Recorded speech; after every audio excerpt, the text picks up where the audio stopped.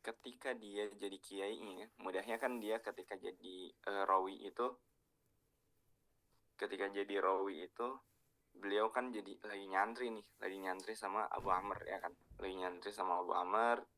Kemudian ketika beliau jadi kiainya, bacanya tuh oh ternyata ini enggak deh, enggak masuk gitu, enggak masuk ke sini gitu, enggak masuk ke yang apa, enggak boleh dibaca gitu, karena yang terpilih Imam Abu Amr seperti itu. Ini untuk Yahya al-Yazidi. Nah, Imam Yahya al-Yazidi ini beliau lebih dikenal dengan sebutan al-Yazidi. Yahya bin Mubarak nih lebih dikenal dengan sebutan al-Yazidi. Kenapa?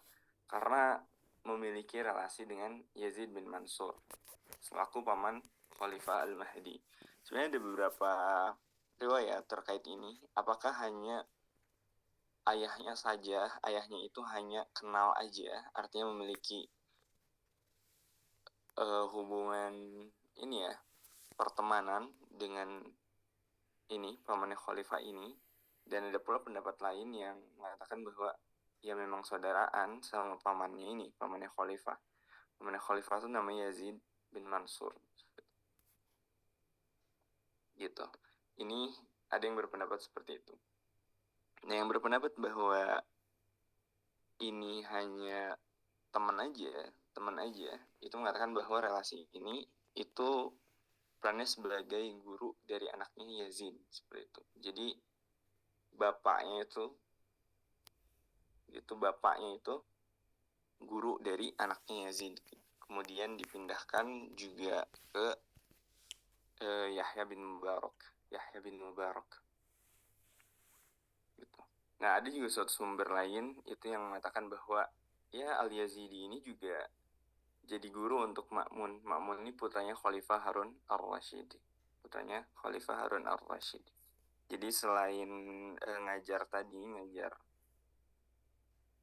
anak pamannya Khalifah, itu juga beliau ngajar putranya Khalifah gitu. Pertanyaan random.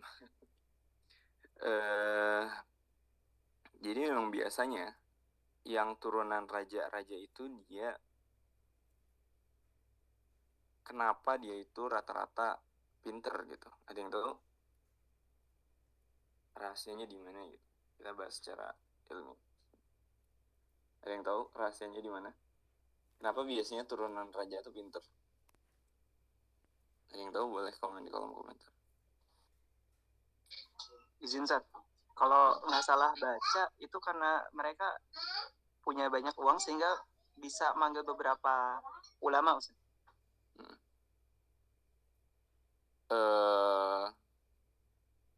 Tapi enggak oke, kalau misalkan itu, tapi kenapa kau enggak semua yang punya uang dia bisa sampai ke kepintaran itu gitu? Artinya ada suatu hal yang lain. Siap, Ustaz, jazakallah khair. Ada, tapi iya sih bener juga. Oke, ada yang lain? Karena punya guru-guru terbaik. Bisa jadi di samping mereka itu punya guru-guru yang baik, mereka itu nutrisinya tuh baik gitu. Mereka tuh nutrisinya itu disesuaikan dengan kebutuhannya. Contoh, jadi kan nutrisi itu dia membentuk hormon ya. Nah, hormon ini dia yang menggerakkan badan kita. Jadi nanti tuh hormon tuh ada yang mendinginkan, artinya yang mendinginkan dan panas gitu. Jadi makanan tuh ada yang dingin, ada yang panas lah ya. Nah, tergantung kita makannya apa, nanti pergerakan kita akan menjadi seperti apa. Contoh,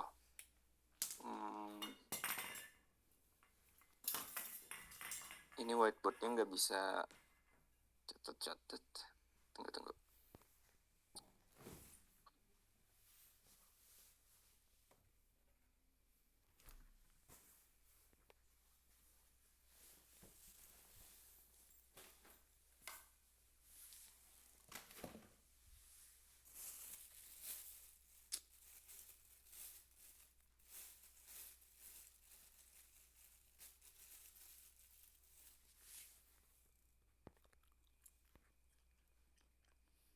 Jawabannya adalah karena makanannya sesuai gitu. Karena makanannya sesuai. Selain gurunya tuh memang guru terbaik, tapi kan saat ada orang yang dia mendapatkan guru terbaik, kadang kan gak maksimal tuh. Nah biasanya kerajaan itu dia diperhatikan juga nutrisinya. Diperhatikan nutrisinya. Jadi nih kayak gini mudahnya. Ada makanan panas dan makanan dingin. Contohnya makanan panas itu makanan hewani lah ya. Hewani. Nah, makanan hewani di sini dia ada protein kan? Ada protein. Ada protein. Nah, nanti protein itu dia membentuk 3 hal. Yang pertama ada adrenalin, ya kan? Adrenalin, kemudian masuk juga ke hormon testosteron, kemudian membentuk otot. Kayak gitu. Ya, oke, ini protein. Artinya dari protein ini dia tuh membuat orang itu mau bergerak gitu atau bergebu-gebu untuk bergerak atau fighting. Kenapa? Karena apabila si ini tidak digerakkan maka akan menjadi apa? Kolesterol.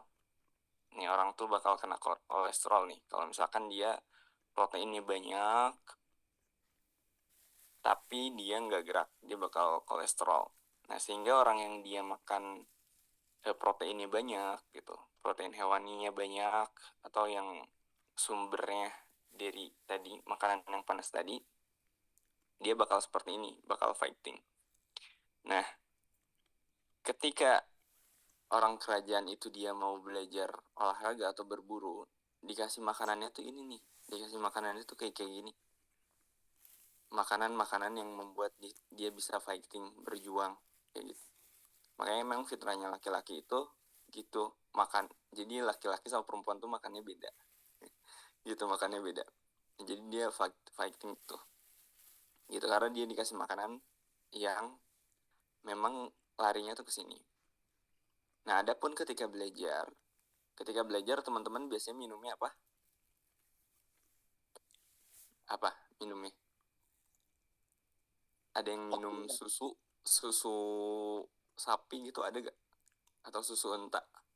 Susu sapi lah atau kambing ada gak? Ada gak? Pernah menemukan gak? Orang tuh lagi belajar terus minum susu kambing atau susu sapi? Seriusan? Itu kayaknya jarang deh. Susu sapi yang ini ya, yang asli ya. Bener-bener kayak oke, saya niatin deh belajar sambil minum susu sapi gitu atau saya belajar sambil minum. Bukan susu Denko ya. Bukan susu Denko. Bukan yang susu-susu kayak gitu, memang benar-benar susu murni gitu. Iya, ada gak? Ultra milk juga jarang lah. Itu pasti jarang gitu. Karena dia tuh panas gitu. Dia tuh panas. Kayak gitu. Makanya kalau lagi belajar kita apa? Minumnya? Minumnya teh, ya kan? Minumnya tuh teh atau kopi. Kenapa kok kayak gitu? Karena itu tumbuhan gitu. Itu tumbuhan. Tumbuhan tuh sifatnya dingin dan dia tuh nggak kemana-mana. Tumbuhan tuh kan nggak bergerak, ya kan? Tumbuhan tuh nggak bergerak. Tumbuhan tuh diam gitu sampai ratusan tahun itu diam kan. Nah itu nular tuh ke manusia gitu. Itu memang ke manusia gitu. Makanya orang yang dia sering makan tumbuhan atau orang yang dia sering makan tanaman, dia lebih kalem. Dia lebih kalem, kemudian dia lebih fokus dan cocok buat jadi penulis, buat jadi belajar dan lain-lain. Nah, di sini dari tanaman dia kan dingin tuh. Nah, ini cocok tuh buat orang-orang yang belajar, orang-orang yang lagi ngafal, orang-orang yang lagi nulis kayak gitu. Nah, ini cocok gitu. Ini perempuan biasanya cocok di sini. Nah, kalau misalkan ada perempuan yang dia ribut terus gitu, maksudnya ngelawan terus ini itu, nah coba dicek makanan nih. Dicek makanannya apakah dia sering makan daging atau gimana gitu, karena memang beda sih makanannya perempuan dan laki-laki. Nah adapun sebaliknya kalau laki-laki itu dia apa laki-laki itu dia enggak fighting, artinya diem aja dan lain-lain, nah itu nutrisinya bisa dicek gitu, nutrisinya bisa dicek, tapi harus seimbang gitu, harus seimbang. Makanya nih banyak nih cerita-cerita tentang sahabat gitu, ketika mau menghafal itu mereka nggak ada tuh yang menyebutkan saya ketika menghafal saya makan daging onta dulu gitu, atau saya minum susu onta dulu, nggak ada. Adanya apa, saya makan kismis gitu, saya makan kismis gitu, makan kismis biasanya, makan makanan yang apa, yang dingin gitu, yang dingin, yang tanaman, biar apa, biar menambah fokus. Nah, orang-orang kerajaan tuh dia memahami tentang ini, tentang nutrisi ini, sehingga mereka ketika lagi perang, ketika lagi belajar ilmu peperangan atau lagi belajar pedang, panah dan lain-lain, itu dia dikasih ini. Nah, ketika dia mau belajar strategi dan lain-lain lah, belajar ilmu-ilmu lain, menghafal, nah ini dikasih makan ini, dikasih makan tumbuhan. Nah, ini salah satu kenapa orang-orang kerajaan tuh dia pinter gitu, kenapa orang-orang kerajaan tuh pinter seperti itu. Nah, itu makanya ketika belajar memang orang-orang jarang minum susu gitu. Jarang minum susu karena bukan fitrahnya gitu, fitrahnya bukan minum susu, tapi apa, minum teh atau kopi gitu, atau air putih sifatnya netral gitu. Jadi nggak pas aja kalau misalnya kita lagi mau ngafal terus kita makan dulu tuh, itu biasanya kan nggak jelas tuh ini apa, masuk hafalannya tuh ya nggak terlalu ini. Nah, itu dia, jadi memaksimalkan segala aspek gitu, segala aspek. Selain gurunya memang baik, nutrisinya juga ajib gitu, nutrisinya juga ajib, benar-benar diperhitungkan, ini makan ini, makan ini, makan ini. Makanya kan kalau misalnya kita lihat di TV gitu, di TV makanannya tuh ada banyak gitu kan, dan pasti ada ayam di situ, ya kan, pasti ada ayam gitu, pasti ada daging gitu, ayam. Nah, pasti ada ayam, ada buah-buahannya juga, karena beda loh makanannya perempuan sama laki-laki. Nah, kenapa jadi bahas nutrisi nih? Oke, intinya gitu lah ya. Nah, sip. Oke, nah tadi Imam Al-Yazidi juga menurut sumber itu, balik lagi ke sini. Nah, menurut sumber juga Al-Yazidi ini merupakan gurunya dari Al-Ma'mun, muridnya atau anaknya Khalifah Harun al-Rashid. Sedangkan Ali al-Kisai itu menjadi guru untuk Al-Amin, putra lainnya dari Khalifah. Al-Yazidi wafat pada tahun 102 Hijriah pada usia 74 tahun. Sip, ada pertanyaan sampai sini? Ustaz, izin Ustaz. Untuk Al-Yazidi sendiri berarti beliau bukan nama di antara Torik yang ada ya Ustaz ya? Kayak mungkin Al-Azraq atau yang lainnya. Itu yang pertama Ustaz, mohon izin. Yang kedua, untuk placebo effect itu gimana ya Ustaz? Tanggapan dari Ustaz. Artinya kalau Ana belajar tapi minum susu gitu dengan keyakinan pokoknya nih sih bisa gitu. Itu apakah ngaruh atau seperti apa Ustaz? Jazakallah. Iya. Sip. Nah, untuk kita ke yang pertama dulu ya. Oke. Untuk Al-Yazidi ini dia masuk Torik atau enggak? Enggak, jawabannya adalah tidak, seperti itu. Karena balik lagi, yang dipilih menjadi qori, yang dipilih menjadi rawi, itu sangat ketat tuh di atas. Ada yang masih ingat apa aja kriterianya yang dipilih oleh Imam Ibnu Mujahid? Memahami seluk-beluk Al-Quran, Okay. Bisa menelusuri kecatatan Al-Quran, Okay. Kecatatan Al-Quran, kemudian ya. Menguasai bahasa Arab. Satu lagi. Cuma itu Ustadz yang saya tahu. Yang lain? Satu lagi, kurang satu.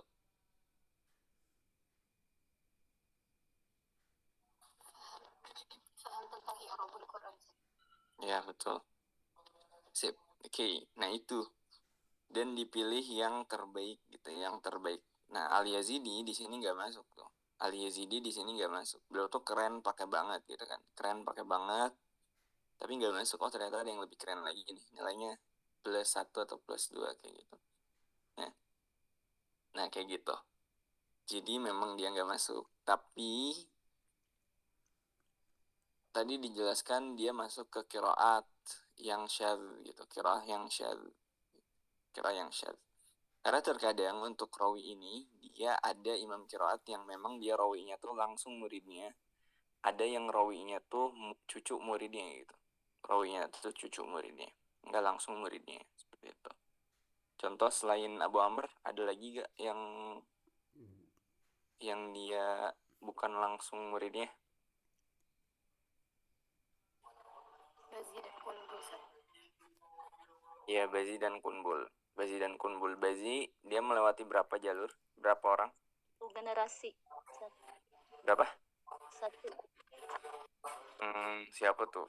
Bukan deh. Gak apa-apa, boleh sebutkan. Apa? 2 generasi, terpaut 2 generasi sama Ibnu Katsir. Untuk siapa? Bazi. Untuk Kunbul? Kunbul 3. Oke, sip. Oke, sip. Nah, tadi kan Ibnu Katsir juga punya rawi, dan rawinya itu dia nggak langsung ke Ibnu Katsir, tapi melewati beberapa orang dulu gitu, Nah, ini pun sama, gitu, ini pun sama. Jadi Imam Al-Yazidi itu dia nggak masuk ke rawi. Oke. Pertanyaan kedua, ada yang namanya efek placebo gitu. Efek placebo itu kalau misalnya kita makan sesuatu, kemudian zatnya itu ada pengaruhnya gitu, ada pengaruhnya ke kegiatan kita setelahnya gitu, contoh contoh apa ya, nah kita misalkan minum obat. Nah, di situ ada paracetamolnya gitu, paracetamol misalkan. Nah, di situ kan bikin ngantuk. Nah, itu efeknya ada tuh. Nah, kemudian gimana nih kalau misalnya kita belajar terus kita minum susu?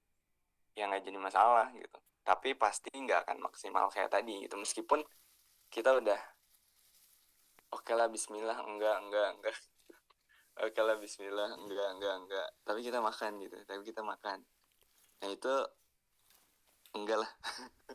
Itu tetap ada efeknya pasti. Itu tetap ada efeknya. Apalagi kalau misalkan dilakukan terus-menerus gitu. Itu dilakukan terus-menerus. Karena memang makanan yang terus-menerus dimakan itu akan merubah sifat gitu, Contoh misalkan dosen Ana ini suka berburu gitu. Kita diskusi tentang nutrisi waktu itu. Beliau tuh suka berburu kan ke hutan. Habis itu ada babi hutan yang memang benar-benar gede gitu, gede banget. Nah, itu dia tembak kan. Nah, habis itu dagingnya itu ternyata dimakan sama anjing-anjing orang kampung gitu. Anjing-anjing orang kampung. Nah, karena memang keseringan kayak gitu, anjingnya tuh jadi galak banget gitu. Jadi liar gitu. Kenapa? Karena memang mengikuti tadi makanannya itu apa? Ya makanannya babi hutan gitu, yang juga liar. Nah, begitu pula ini ketika misalkan orang gym. Nah, kemarin Anda baru ngisi di gym gitu terkait ini gitu. Kenapa kok orang-orang gym itu dia banyak yang dalam tanda kutip LGBT gitu di gym. Itu kenapa kok kayak gitu? Nah, salah satu faktornya itu adalah karena makanan juga gitu. Karena makanan juga kalau kita teliti lagi kan, orang-orang gym tuh dia minum ini kan. Anda juga minum sih. Gitu. Minum whey, namanya tuh whey. Whey itu kan buat protein. Dan proteinnya itu dia bukan dari hewan gitu, dari kedelai yang kedelai, terus didiemin, terus diambil tuh, sari-sarinya diambil, artinya dari tanaman. Nah, semakin laki-laki minum tanaman itu, minum yang bersifatnya tanaman, itu semakin dingin dia, semakin dingin. Nah, kalau ilmu biomedisnya panas itu virus sih, panas itu virus. Nah, semakin dingin dan jiwa fightingnya atau jiwa bergeraknya, laki-laki kan jiwanya tuh bergerak gitu ya,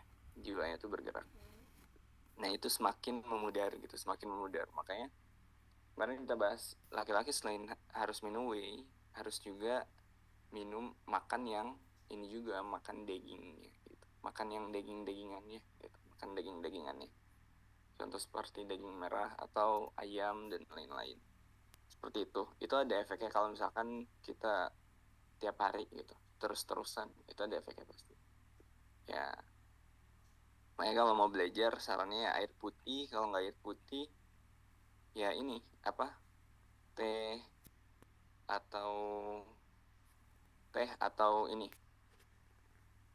atau kopi, atau tadi kismis yang dicampur buah tin misalkan. Nah itu mengembalikan ingatan tuh, itu dia bisa mengembalikan ingatan gitu. Kismis plus buah tin gitu. Dia memiliki zat yang bisa mengembalikan ingatan. Jadi kalau misalkan kita cepat lupa dan lain-lain, nah itu bisa minum itu kayak gitu. Itu tuh, jadi mereka nggak makan daging gitu, jarang. Ada yang makan, ada yang enggak, soalnya kan terkendala modal.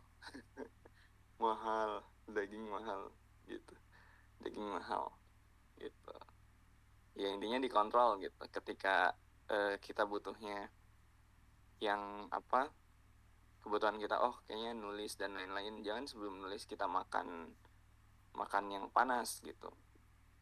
Makanya kan ini kan habis makan daging unta kita ini suruh wudhu kan gitu.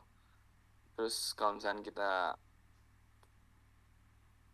kita makan, nggak boleh makan daging babi gitu, karena memang sifatnya babi itu gitu jelek. Kalau misalnya kita teliti, sifatnya babi itu jelek gitu. Nah kayak gitu, itu sih. Nanti ke protein, kolesterol. Kalau kolesterol ya obatnya cuma satu, cuka aja. Jadi obatnya panas itu cuka. Jadi orang kena liver, orang kira-kira jadi basi itu ya. Nah oke. Nah intinya gitulah, Islam keren. Dan Rasul suka minum cuka kan, itu karena kan makanan di Arab tuh panas gitu, onta dan lain-lain gitu. Kayaknya Rasul suka minum cuka. Nah, untuk menetralkan virus-virus itu sih. Oke, jadi bahas medis ya. Bedanya harga whey sama daging apa sama-sama mahal? Whey itu kan proteinnya besar, proteinnya banyak, lebih banyak daripada daging. Daging itu kayak harus modalnya tuh lumayan besar proteinnya, tapi tidak lebih besar daripada yang modalnya lebih kecil ini gitu. Itu sih. Dan ada kandungan-kandungan lain yang memang kayaknya harus dikurangi nih kandungan ini gitu, bla bla bla gitu. Itu sih. Kalau anak karena memang enggak jadi bodybuilder banget gitu, artinya enggak kontes bla bla bla, itu ya anak makan sembarangan, jadi bebas aja gitu. Itu sih. Ya, siap. Ada lagi? Set jazakallah khair. Ya. Jadi bahas kesehatan kita. Oke. Sip. Oke, lanjut kita ke pembahasan selanjutnya. Ada pertanyaan lagi? Cukup?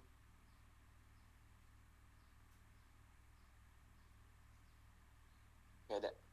Oke, kita lanjut ke pembahasan selanjutnya. Abu Umar ad-Duri wa salihuhum Abu Shu'aib huwa Susi anhu taqabbala. Abu Amr ad-Duri atau Abu Umar ad-Duri dan Salih Abu Shu'aib atau biasa kita sebut As-Susi, mereka berdua menerima ilmu darinya. Maksudnya darinya ini adalah Al-Yazidi. Jadi kedua rawi ini bukan merupakan murid langsung dari Imam Abu Amr, melainkan murid dari Imam Al-Yazidi. Walaupun gurunya itu bukan cuman Al-Yazidi aja, dan biasanya imam-imam qiraat itu dia gurunya tuh nggak satu. Biasanya gurunya nggak satu. Ini bait ke-31. Nah, kita masuk ke pembahasan ya. Pembahasan Imam Duri. Namanya Duri ini adalah Abu Amr Hafs bin Umar bin Abdul Aziz bin Subhan Ad-Duri Al-Baghdadi. Nah, beliau itu lahir di kota Baghdad pada tahun 150 Hijriah. Di masa kepemimpinan Abu Ja'far Al-Mansur. Beliau lahir dan tumbuh di Irak, yang merupakan pusat keilmuan pada zaman tersebut. Jadi memang Irak ini merupakan pusatnya ilmu ya, pusatnya ilmu di zamannya gitu, pada zamannya. Jadi pusat ilmu tuh dulu tergantung sih ilmu apa dulu gitu. Selain ilmu Quran dan hadis itu Irak gitu, masih daerah-daerah situ, daerah-daerah Baghdad. Daerah-daerah Baghdad. Pernah kita singgung juga ya, kenapa kok seperti itu? Ya karena Rasul tinggal di sana, tinggal di Mekah dan Madinah, sehingga Quran dan hadis itu lebih banyak di situ dibandingkan di tempat-tempat yang lain. Makanya yang berkembang di tempat-tempat yang lain itu ilmu-ilmu seperti ilmu bahasa, kemudian ilmu medis, nah kayak gitu. Oke. Nah, sepanjang hidupnya untuk Imam Duri Abu Amr ini, beliau itu isi dengan menuntut ilmu ke berbagai negeri. Ilmu qiraat dan bahasa Arab itu merupakan dua bidang yang mendapat porsi paling besar. Nah, di sini ada pelajaran penting. Jadi kita ini kan ketika, nah ini sering banget anak sampein juga. Jadi kita ini kan belajar ya, tapi belajar tuh boleh sih satu gitu. Oke, gue kayaknya belajar ini aja deh. Misalnya belajar software engineer. Terus kita mau belajar fokusnya di sini. Nah, fokus satu aja, itu nggak jadi masalah. Itu nggak jadi masalah, teman-teman. Tapi mantapnya itu, ini menurut Ana dan menurut orang-orang terdahulu, Muslim terdahulu gitu. Dan rahasia kenapa kok Muslim terdahulu itu kenapa kok jago banget di banyak bidang seperti itu. Nah, di sini sama seperti Abu Amr, yang beliau itu belajarnya tuh banyak banget berbagai ilmu gitu. Tapi fokusnya tuh di dua gitu. Artinya porsi yang paling besarnya tuh di dua hal ini. Yang pertama di ilmu qiraat dan bahasa. Kemudian yang lainnya gimana? Porsinya nggak sebesar itu. Sama kayak kita mau belajar gitu. Misalkan kita, oke, kayaknya saya fokusnya di sini deh. Saya fokusnya di ilmu qiraat sama di ilmu komunikasi. Terus boleh gak kita belajar desain atau belajar horseback archery atau belajar beternak? Boleh gitu, boleh. Tapi porsi terbesarnya ini, tapi jangan melupakan yang lainnya gitu. Nah, itu pentingnya kita memporsikan sesuatu teman-teman. Biar nanti seiring berjalan waktu kita akan jadi pakar juga di situ. Karena ada satu siapa ya? Ada satu orang itu yang mengatakan bahwa ya memang kita yang membuat kita ahli itu sebenarnya kita tuh cuma butuh 20% aja. 20% dari rutinitas kita agar kita bisa menjadi ahli gitu. Gak mesti 100%. Lumayan kan 20 dibagi 4 lah gitu. Nah, kita sebenarnya bisa jadi 4 ahli gitu. Gak mesti kita kayak 100% di situ. Gak mesti. 20% itu yang membuat kita ahli itu pergerakan kita selama 20% harian kita gitu. Nah, itu cuma 20% loh, teman-teman. Nah, udah tinggal diinin aja, diatur-atur. Nah, Abu Amr pun begitu. Jadi yang dapat porsi paling besar itu ilmu qiraat dan ilmu bahasa Arab. Gitu. Selain mengajarkan Al-Quran, beliau juga dikenal dengan ulama yang produktif. Hal ini nampak dari berbagai warisan ilmiah yang beliau tinggalkan. Di antaranya adalah kitab qiraat. Gitu, kitab qiraat. Beliau nulis kitab qiraat. Ada satu hal yang unik. Jadi para ulama itu mengatakan beliau ini unik gitu, karena beliau itu menjadi dua rawi sekaligus. Karena Imam Abu Amr ini dia jadi dua rawi yang rawinya Imam Abu Amr dan rawinya Imam Ali Al-Kisai. Kenapa kok bisa kayak gitu gitu? Nah, bisa kayak gitu karena memang beliau ini nggak cuma belajar di satu guru gitu, nggak cuma belajar di satu guru. Artinya ketika beliau lagi di sini, beliau di majelis ini beliau mengajarkan qiraatnya ini, di majelis ini beliau mengajarkan qiraatnya ini gitu. Dan itu istiqomah. Itu istiqomah. Jadi nggak ganti-ganti tuh, nggak ganti-ganti, istiqomah aja di situ, istiqomah di situ. Nah gitu ya.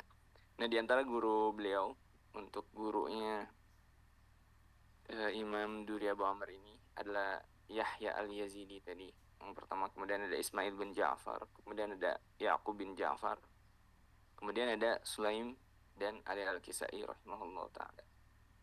Nah Imam Ali Al-Kisai juga sama, dia merupakan gurunya Duri Abu Amr. Nah. Sip, itu ininya Abu Amr. Ada juga pujian dari ulama-ulama yang lain untuk Imam Duri Abu Amr ini, seperti Imam Az-Zahabi rahimahullah itu mengatakan bahwa Abu Amr Ad-Duri itu adalah seorang mukri dan syekh negeri Irak di zamannya. Jadi di Irak ini syekhnya adalah Duri Abu Amr. Nah, dalam kesempatan lain beliau juga menjelaskan bahwa para penuntut ilmu itu berbondong-bondong mendatangi Imam Ad-Duri karena luasnya ilmu serta tingginya sanad beliau. Nah sebenarnya sanad tertinggi di Al-Quran itu Ibnu Amir ya, yang akan kita jelaskan nanti di bait setelahnya. Di bait setelahnya kita akan menjelaskan bahwa Imam Ibnu Amir ini dia pemilik sanad tertinggi, karena Imam Ibnu Amir ini pernah dipegang Rasul di usianya ketika usianya 2 tahun, tapi gak pernah beriman kepada Rasul kan, karena kan masih belum berakal. Itu makanya masuknya tabi'in. Tapi nanti kita akan bahas. Nah kemudian Imam Ad-Duri juga dikenal sebagai seorang yang memiliki sifat tawadu. Itu hal tersebut dapat terlihat saat ya di karya beliau di qiraat Nabi Sallallahu Alaihi Wasallam. Jadi banyak ini di kitab itu juga banyak meriwayatkan hadis gitu, hadis dari putra beliau sendiri. Itu kan jarang banget ya, seorang orang tua yang dia kayak nih riwayatnya dari anak gue aja deh gitu. Itu kayak jarang banget ya kan, kayak wah kayaknya anak saya lebih pinter deh. Itu jarang tuh. Orang tua kayaknya anak saya lebih pinter deh, tulis aja deh. Itu kan biasanya kalau orang tua bapak lebih tahu ya nak gitu, atau omah lebih tahu ya nak gitu kan. Itu banyaknya gitu. Tapi ini enggak gitu, ini ditulis gitu, saking tawadunya nih Imam Duri ini. Ditulis ininya ditulis anaknya gitu. Jadi hadisnya tuh ditulis yang dari anaknya, bukan dari beliau, kayak gitu kan. Gitu.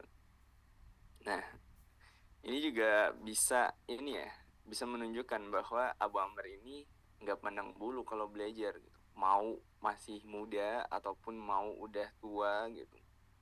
Gurunya tuh mau lebih muda jauh banget atau lebih muda atau lebih tua jauh banget. Tua mah udah biasa lah ya. Tapi kalau lebih muda itu kadang ada orang yang masih muda nih, nyari yang seumuran aja deh gitu. Nah misalkan ada aja yang kayak gitu kan. Nah ini menunjukkan ketawaduannya Imam Abu Amr Ad-Dani gitu. Seperti itu. Kalau kita kan gimana ya? Nah, kayak gitu. Jadi emang di sini beliau tawadu banget gitu. Beliau tawadu banget. Nah, fakta yang tadi juga itu menunjukkan bahwa putranya beliau juga merupakan seorang ulama yang mumpuni gitu. Seorang ulama yang mumpuni. Ya emang kayak gitu. Memang biasanya orang yang pintar itu anaknya pintar juga. Di samping didikannya plus doanya juga biasanya. Orang tua tuh benar-benar powerful banget. Orang tua tuh benar-benar powerful. Makanya ada dosen Ana itu meneliti tentang DNA ini. Ada DNA-nya orang-orang yang keturunan raja gitu. Orang-orang yang keturunan raja dan keturunan Wali Songo.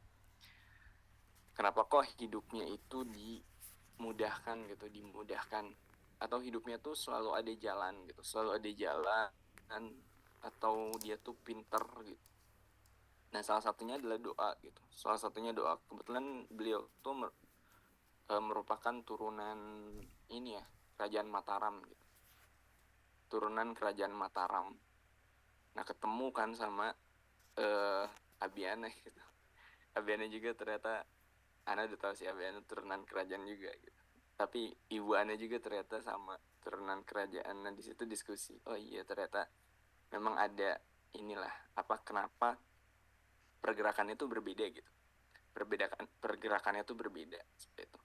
Nah, itu salah satunya adalah dari doa gitu. Dari doa gitu kan. Kita doa agar turunan kita tuh soleh gitu kan. Biasanya kita doa gitu kan. Nah, itu doa yang terus menerus di ini kan, jadi powerful ke anak cucu.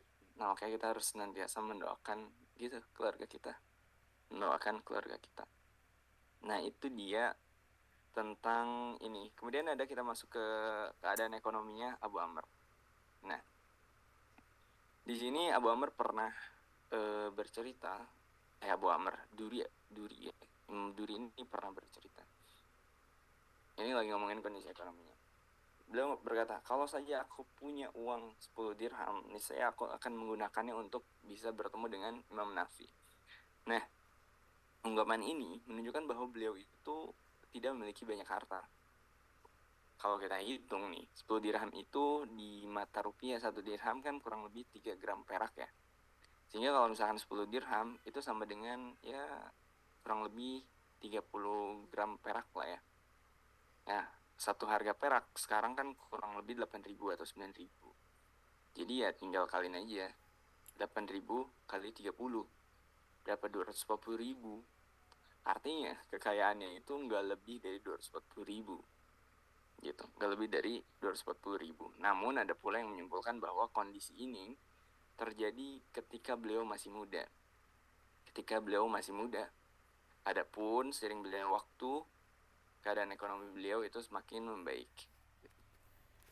Kenapa kok ada pandangan seperti itu? Iya, karena Imam Nafi itu wafat kan tahun 169 Hijriah. Ya kan? 169 nih.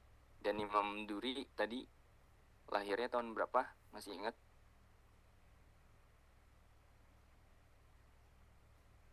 Lahirnya tahun 150 Hijriah. Nah, di sini bisa dilihat tuh berarti usianya berapa? 19 tahun.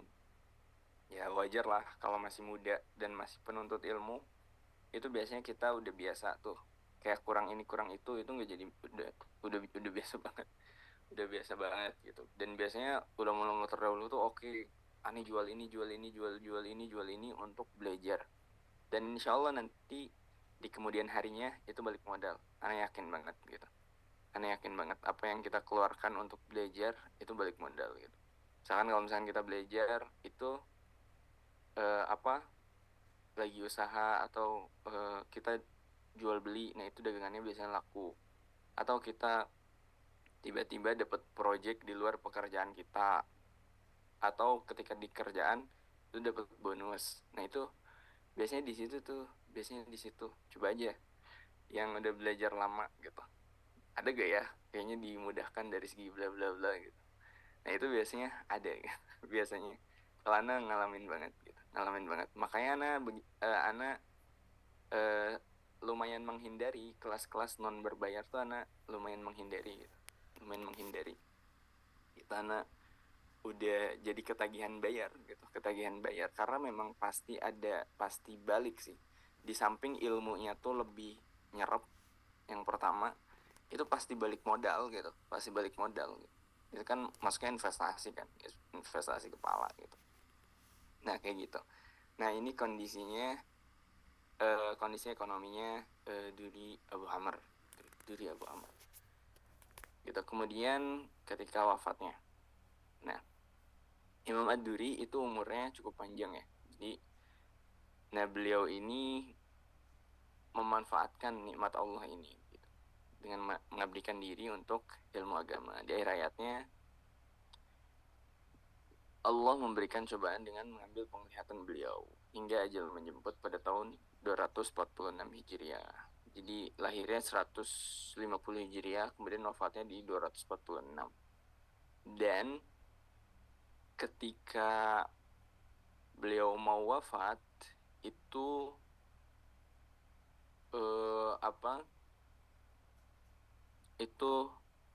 penglihatannya tidak ada gitu, ad-dharir juga gitu. Pertanyaan, kenapa kok banyak orang yang ad-dharir? Contoh misalkan siapa ayahnya Yusuf tuh, siapa ayahnya Nabi Yusuf? Nabi Yakub. Nabi Yakub ketika tidak ada Yusuf itu apa? Beliau buta, Ustaz. Oke, beliau buta. Enggak usah panjang-panjang. Oke. Tadinya mau membahas tentang mata gitu. Kenapa Nabi Yakub yang tadinya buta kemudian setelah mendengar atau mencium wanginya dari bajunya Yusuf, dia kembali bisa melihat gitu. Nah, tadinya mau bahas itu. Tapi enggak usah deh. Oke. Bahas satu Syekh, bahas. Oke. Biar tahu. Ya sebenarnya itu karena ini hatinya ada penumpukan lemak atau enggak gitu. Nah, tapi lumayan lah, nanti aja deh. Ditanyakan lain waktu aja. Sip. Oke, sampai sini ada pertanyaan. Itu tentang Duri Abu Amr. Rawi Duri Abu Amr. Berarti beliau memang karena, mohon maaf, tua saja ya, bukan karena Nabi Yakub kan karena wahuwa kadhim, dia menahan rasa marahnya itu. Iya. Itu panjang kayaknya itu ada satu bahasan yang dia ada sedikit, habis itu. Nah, nanti ada salah tafsir juga di ulama-ulama medis modern gitu yang mengatakan bahwa keringat nih dia mengandung bla bla bla gitu. Oh, keringat bisa nyembuhin mata gitu. Tapi nanti deh.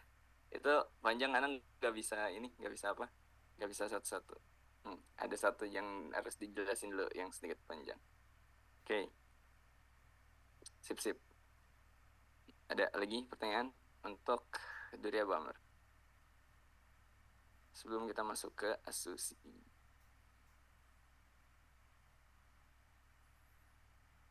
Oke, nggak ada pertanyaan. Oke, kalau nggak ada pertanyaan, kita masuk ke rawi yang kedua. Rawi yang kedua yaitu Imam siapa namanya? Imam Abu Shu'aib bin Ismail Ar-Rusdi As-Susi.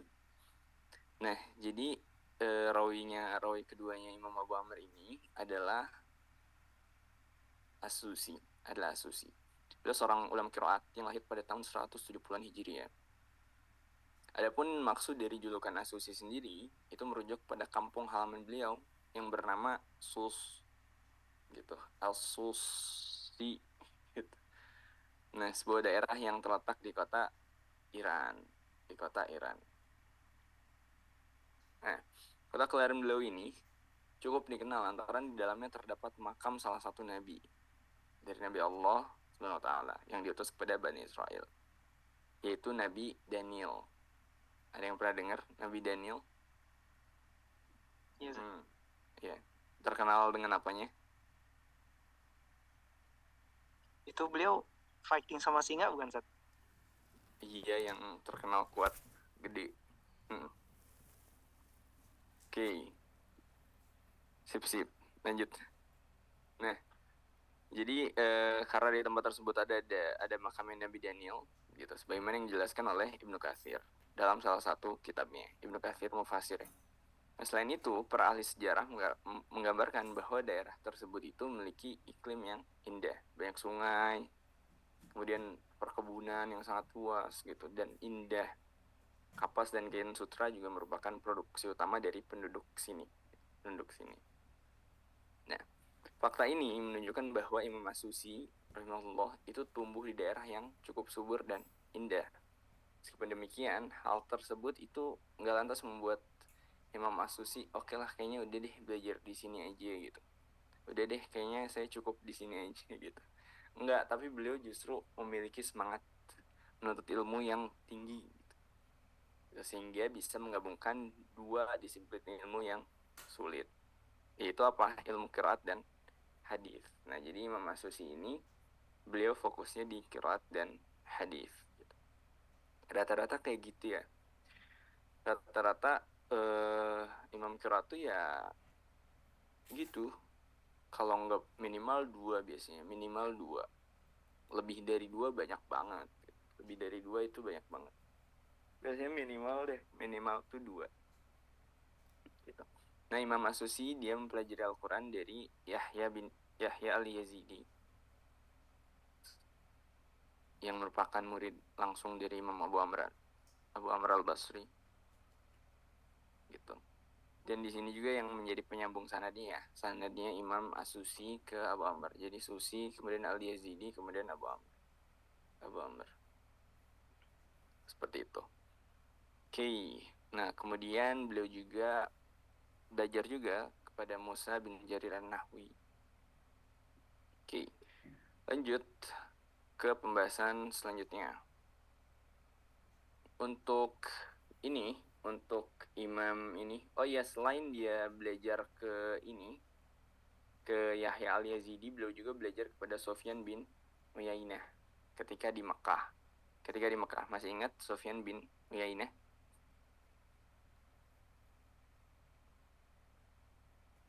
Masih ingat? Dan kepada beberapa ulama-ulama di Kufah. Nah, saking beliau jagonya ini, beliau masuk. Sebenarnya bukan jago sih, saking beliau Allah ridhoi gitu. Mungkin bahasanya seperti itu, karena jago aja nggak cukup gitu. Jago aja nggak cukup untuk menjadi hamba pilihannya gitu, untuk menjadi hamba pilihannya seperti itu. Jago aja nggak cukup, pintar aja nggak cukup buat jadi salah satu rawi imam qiraat gitu. Pasti ada sesuatu yang spesial di situ, suatu amalan yang spesial di situ, kayak gitu. Sama halnya seperti kita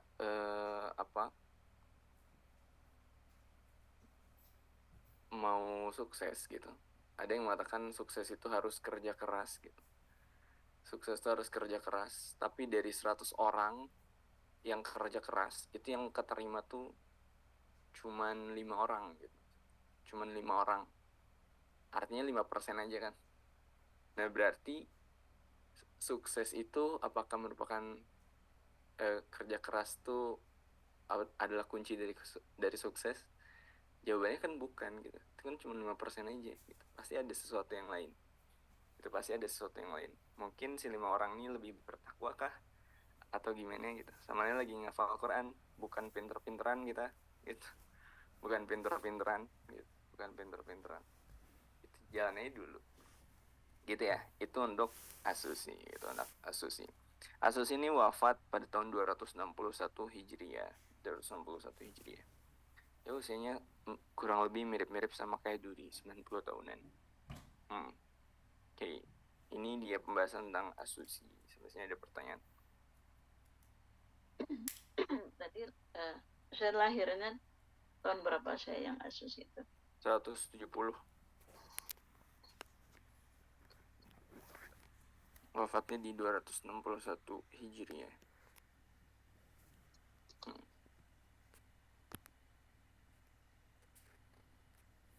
Baik.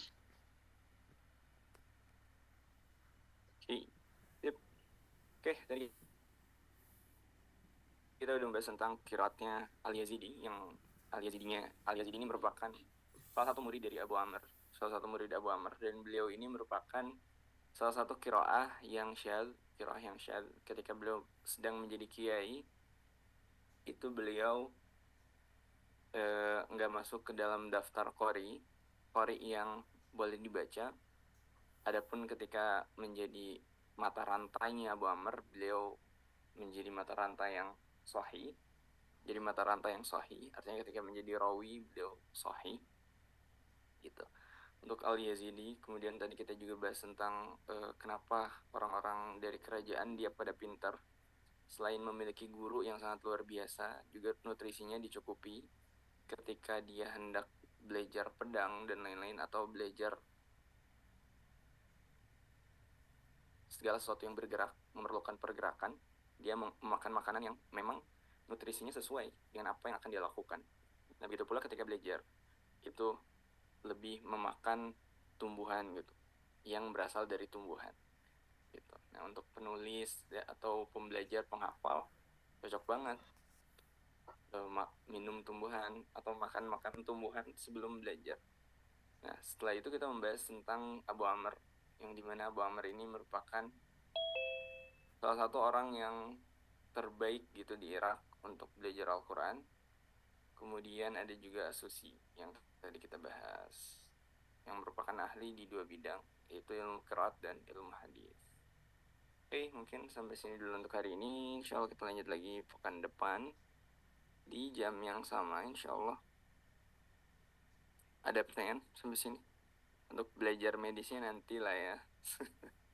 Seru sih bahas nutrisi. Dari nutrisi itu, wah bisa ini banget. Oke, nggak ada pertanyaan. Kalau nggak ada pertanyaan, mungkin kita cukup dulu. Kita tutup dengan hamdalah dan doa majelis. Insya Allah kita lanjut lagi pekan depan. Ya, terima kasih teman-teman. Assalamualaikum warahmatullahi wabarakatuh.